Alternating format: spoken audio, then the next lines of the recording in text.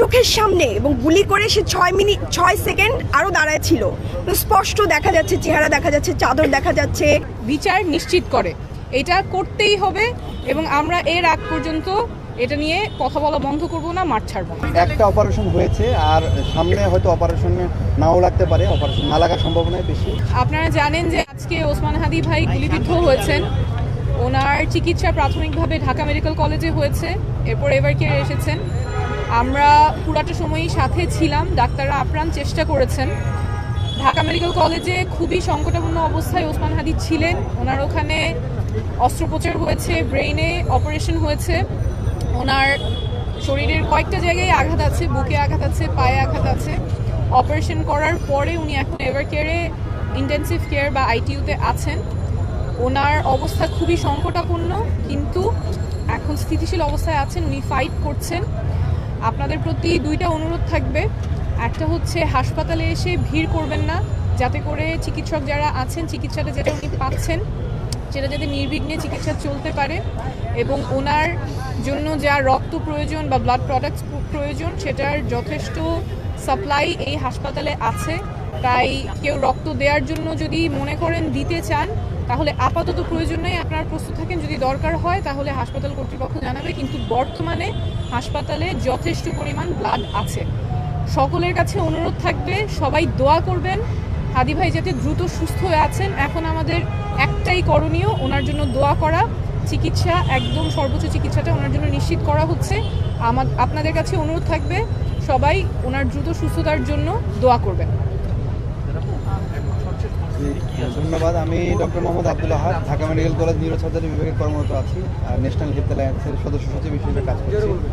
আপনারা জানেন যে ওসমান হাদি ভাই আজকে যখন প্রায় দুপুর 1:15টার দিকে আক্রমণের শিকার হয়, তখন ঢাকা মেডিকেল কলেজে আমরা তাকে সবাই মিলে নিয়ে আসি এবং এখানে তার অবস্থা খুব সংকটাপন্ন ছিল, খুব ক্রিটিক্যাল সিচুয়েশনের মধ্যে। তার আমরা ওসেকে নিয়ে যাই, ওসেক থেকে সিটি স্ক্যান করার মাধ্যমে আমরা মনে করি যে তার অপারেশন লাগবে। নিউরোসার্জারি ডিপার্টমেন্ট, হেড স্যার সহ পুরো টিম রেডি ছিল সবসময় স্ট্যান্ড বাই, এবং তারা অপারেশন থিয়েটারে নিয়ে গিয়ে অপারেশন ব্যবস্থা করে। আমি সেই টিমের পার্ট ছিলাম এবং তার অবস্থা খুবই ক্রিটিক্যাল ছিল। অপারেশনের চলা অবস্থায় তার যে হৃদযন্ত্রের যে ক্রিয়াটা সেটি স্বাভাবিক আসা শুরু করে, ফুসফুসের ক্রিয়াটা আমরা ফিরে পাই এবং একইভাবে অপারেশন খুব সুন্দরভাবে শেষ করার পরে আমরা চিন্তা করেছি যে তাকে এভার কেয়ার হসপিটালে নিয়ে আসা হবে। এভার কেয়ার হসপিটালে তাকে শিফট করা হয় এবং এখানে তার ফ্যামিলির ইচ্ছায় মূলত এভার কেয়ার হসপিটালে শিফট করা হয় এবং এখানে নিবিড় তত্ত্বাবধানে আছেন এবং এখানে তার যে অর্গান সাপোর্টগুলো মোটামুটি কাজ করছে। আমরা দেশবাসীর কাছে আহ্বান জানাই, সবাই ওসমান হাদি ভাইয়ের জন্য দোয়া করবেন। সেই স্টিল সার্ভাইভের জন্য চেষ্টা করছেন এবং তার যে বডি ফিটনেস ইয়াং হিসেবে আমরা এক্সপেক্ট করি যে সে দ্রুত আমাদের মাঝে ফিরে আসবে এবং আমরা ইনশাআল্লাহ সবাই সুস্থতা কামনা করছি। একটা অপারেশন হয়েছে আর সামনে হয়তো অপারেশনে নাও লাগতে পারে, অপারেশন না লাগার সম্ভাবনাই বেশি।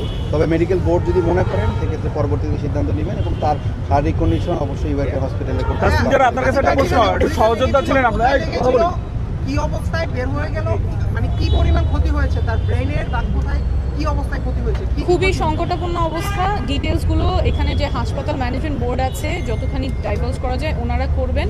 বাট এখন আমাদের যেটা মেসেজ সেটা হচ্ছে উনি সংকটাপন্ন অবস্থায় আছেন, কিন্তু উনি ফাইট করছেন। আপনারা সবাই দোয়া করবেন। জাসিম, আপনার কাছে একটা প্রশ্ন, যে আপনাদের সহযোদ্ধা ছিলেন ওসমান হাদি, আজকে যে ঘটনা ঘটলো এক্ষেত্রে আসলে আপনারা যারা জুলাইয়ের সম্মুখ সারি যোদ্ধা ছিলেন, আপনাদের উপরে কোনো হুমকি আছে কিনা বা আপনারা আসলে কোনো শঙ্কা প্রকাশ করছেন? পাশাপাশি এটা দেশের মানুষের জন্য অ্যালার্মিং কিনা এই উত্তরটা আমাদের যুগ্ম সদস্য সচিব ডাক্তার মাহমুদা মিতু উনি দিচ্ছেন।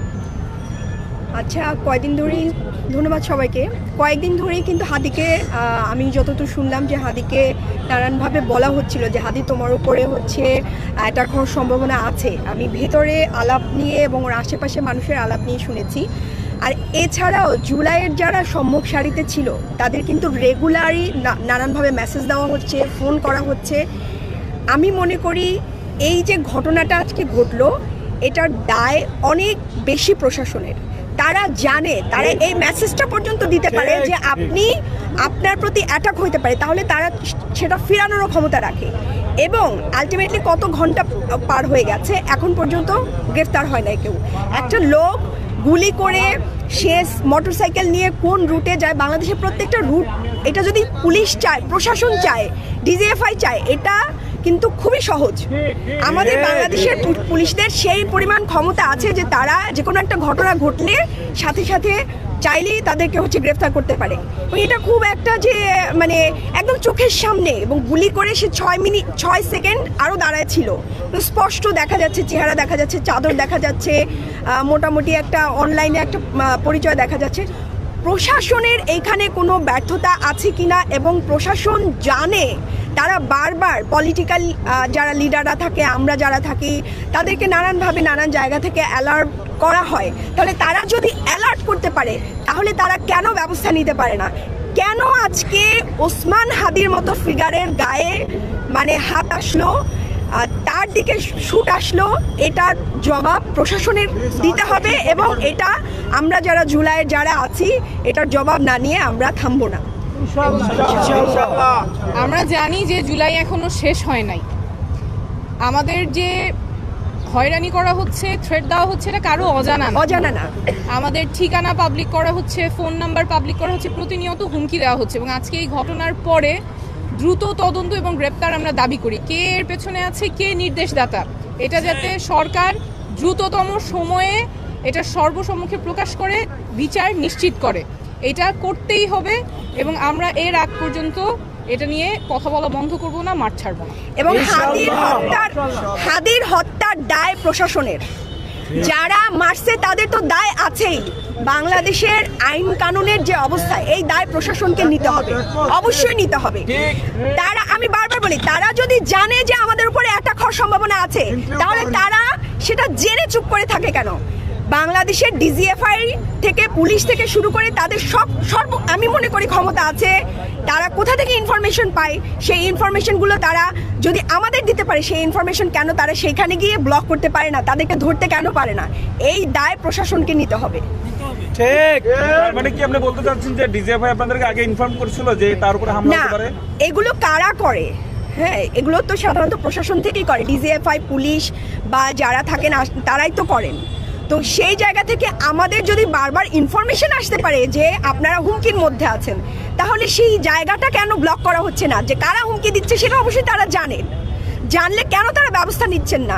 তারা কি একটা প্রশাসনের মধ্যে যে বেল্টকে আমরা সবসময় সন্দেহের চোখে দেখি, সেই সন্দেহের যারা আছে তারা কি এটাকে পুষে রাখছে কিনা, এটাও একটা প্রশ্নবিদ্ধ করা, অবশ্যই প্রশ্ন করার জায়গা। আজকে হাদির উপর হামলা মানে পুরো বাংলাদেশের উপর গুলি চালাইছে, এটাকে কোনোভাবেই মানে সহজে নেওয়া যাবে না। এবং আমরা কোনোভাবেই এটার দায় যারা করছে তাদের তো আছেই, পাশাপাশি প্রশাসনের আছে। Thank you.